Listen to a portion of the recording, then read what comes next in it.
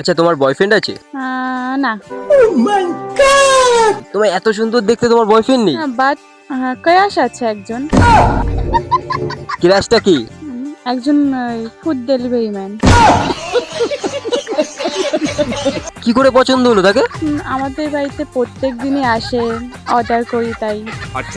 আর number আছে তার? হ্যাঁ আছে। নাম্বারটা কোথা থেকে পেলে? জোগাড় করলাম। কোনোদিন ফোন করেছো? না, সাহস হয়নি। আচ্ছা, তাহলে তোমায় আমি একটা ডেয়ার দিচ্ছি, তুমি তোমার ফুড ডেলিভারি ম্যানকে কল করে প্রপোজ করে দাও। পার্সেল দিতে গিয়ে যদি আমার মাকে বলে দেয় তখন? একবার করেই দেখো, আমার কথা শুনে আমি অনেকের ভালোবাসা মিলিয়েছি, তোমারটাও মিলিয়ে দেবো। ঠিক আছে। आइए देखते हैं बैठचंद मजा आएगा। হ্যালো, কে? চিনতে পারছো না? না। गजब बेइज्जती है। এত তাড়াতাড়ি ভুলে গেলে? কে বলুন তাহলে তো চিনতে পারবো। আপনি তো প্রায়ই আমাদের বাড়ি অর্ডার দিতে আসেন। ও হ্যাঁ, এবার চিনলাম। সাদা কালারের বাড়িটা। আপনি মনে রেখেছেন? আপনি যে খাবার অর্ডার দিন দিনে, আপনার মতো কেউ খেতে পারে না।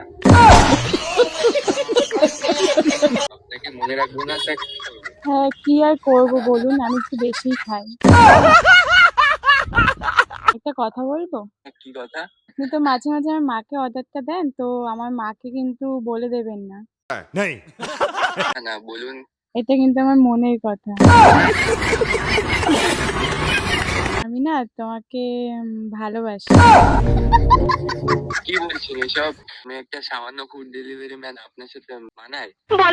আপনি চেষ্টা করলেই হবে। না, এসব হতে পারে না। কিন্তু আপনাকে আমার মনের কথাটা বলে দিলাম। আপনি দেখুন কি করবেন এখন। বলতে পারি, কিন্তু আপনি খাবারটা অর্ডার দেবেন, আপনি সামনাসামনি গিয়ে আপনার বাড়িতে বলবেন। আমার মাকে বলে দেবেন না তো? ঠিক আছে, আই লাভ ইউ।